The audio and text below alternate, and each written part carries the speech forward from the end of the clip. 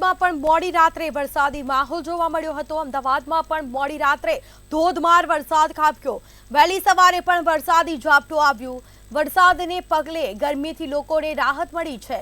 હવામાન વિભાગે આગાહી કરી હતી અને તે જ પગલે વરસાદી માહોલ જોવા મળ્યો। અમદાવાદમાં પણ મોડી રાતથી વરસાદ શરૂ થયો હતો। ધોધમાર વરસાદની શરૂઆત થઈ। વહેલી સવારે પણ વરસાદી ઝાપટા આવ્યા। અમદાવાદીઓને ગરમીથી રાહત મળી છે। અનેક વિસ્તારોમાં છૂટો છવાયો વરસાદ ખાબક્યો। તો અમદાવાદના અલગ અલગ વિસ્તારોમાં વરસાદી માહોલ જામ્યો હતો, તો લોકોને ગરમીથી રાહત મળી છે। તો મોડી રાતથી જ વરસાદી માહોલ જામ્યો હતો। વહેલી સવારે પણ વરસાદી ઝાપટા આવ્યા। વરસાદને પગલે લોકોને પણ ગરમીથી રાહત મળી છે। લોકો કાળઝાળ ગરમીથી ત્રાહિમામ પોકારી ઉઠ્યા હતા। વરસાદી ઝાપટા આવતા લોકોને ગરમીથી રાહત મળી છે। અમદાવાદમાં રાત્રિ દરમિયાન ધોધમાર વરસાદ ખાબક્યો હતો।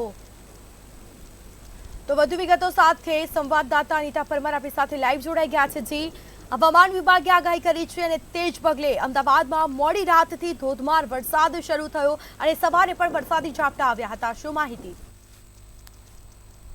જી સ્મિતા, જો વાત કરવામાં આવે તો જે પ્રમાણે હવામાન વિભાગે ગઈકાલે આગાહી કરી હતી કે આગામી એક અઠવાડિયા સુધી રાજ્યની અંદર છૂટો છવાયો વરસાદથી લઈને અતિભારે વરસાદ પડશે। જો વાત કરવામાં આવે તો ગઈકાલે રાત્રે મોડી રાત્રે જે છે તે મેઘરાજાની મહેર થઈ હતી અને મેઘરાજાનું આગમન થયું હતું। 30થી લઈને 45 કિલોમીટર પ્રતિ કલાકની ઝડપથી પવન ફૂંકાશે એવું હવામાન વિભાગે જણાવ્યું હતું। ત્યારે ગઈકાલે રાત્રે મોડી રાત્રે પવનો હતા, ત્યારબાદ વીજળીના કડાકા અને ભડાકાની સાથે મેઘરાજાની જે એન્ટ્રી થઈ હતી। સાથે જો વાત કરવામાં આવે તો હવામાન વિભાગે આગામી તારીખ 26, 27 અને 28 3 થી 4 દિવસ માટે હળવાથી લઈને મધ્યમ વરસાદની આગાહી ગાંધીનગર અને અમદાવાદમાં કરી છે। સાથે જો વાત કરવામાં આવે તો ભરૂચ, ડાંગ, વલસાડ જેવા જિલ્લાની અંદર પણ ખાસ અતિ ભારે વરસાદની આગાહી કરવામાં આવી છે। વહેલી દ્રશ્ય બતાવીશું, જેમાં આપ જોઈ શકો છો કે ગઈકાલે રાત્રે જે વરસાદ પડ્યો હતો સાથે વાતાવરણમાં ઠંડક તો પ્રસરી છે, પરંતુ જો વાત કરવામાં આવે તો હજુ પણ વાદળછાયું વાતાવરણ જોવા મળી રહ્યું છે ને એવું લાગી રહ્યું છે કે ક્યાંક ને ક્યાંક મેઘરાજા જે છે તે ફરીથી પોતાની મહેર કરશે અને ફરીથી ધોધમાર વરસાદ વરસશે।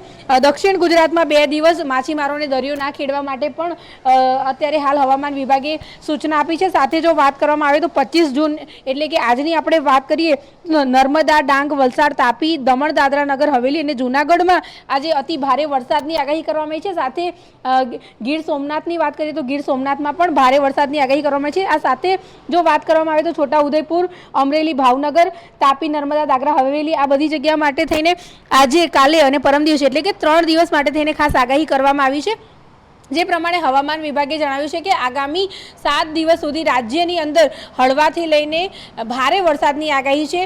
પવનો ફૂંકાશે, સાથે વરસાદની એન્ટ્રી થશે। તે પ્રમાણે ગઈકાલે રાતથી જ વરસાદની શરૂઆત થઈ ગઈ હતી ને આજની જો આપણે વાત કરીએ તો આજે જે જગ્યાએ રેડ એલર્ટ છે તેવી જગ્યાની વાત કરવામાં આવે તો નર્મદા, ડાંગ, દાદરા નગર હવેલી આ બધા જે વિસ્તાર છે, સાથે જો વાત કરવામાં આવે તો ગીર અને સોમનાથ આ બધી જગ્યાએ પણ આજે રેડ એલર્ટ આપવામાં આવ્યું છે। અને આવતીકાલની જો વાત કરવામાં આવે તો આવતીકાલે પણ વલસાડ, અમરેલી, ભાવનગર અને જૂનાગઢ માટે થઈને ઓરેન્જ એલર્ટ આપવામાં આવ્યું છે।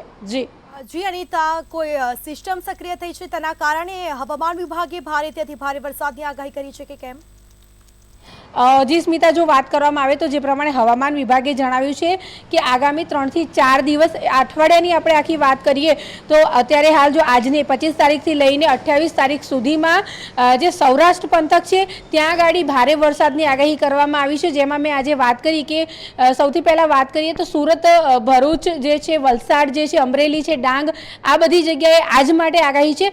અને આવતીકાલ માટે જો વાત કરવામાં આવે તો સૌરાષ્ટ્ર પંથકમાં આપણે વાત કરીએ તો સૌરાષ્ટ્ર પંથકમાં આવેલું જો વાત કરીએ તો રાજકોટમાં, જામનગરમાં પણ ખાસ ભારે વરસાદની આગાહી કરવામાં આવી છે। આ સાથે આપણે વાત કરવામાં આવે તો દાદરા નગર હવેલી જે છે તે જગ્યાએ અને સુરેન્દ્રનગરમાં પણ છૂટોછવાયા વરસાદની વાત કરવામાં આવી છે। પરંતુ રેડ એલર્ટની વાત કરવામાં આવે તો ભરૂચ, ડાંગ, દાદરા નગર હવેલી અને જે કહેવાય છે કે સૌરાષ્ટ્ર આખો પંથક છે ત્યાં ગાડી આજે રેડ એલર્ટ આપવામાં આવ્યું છે।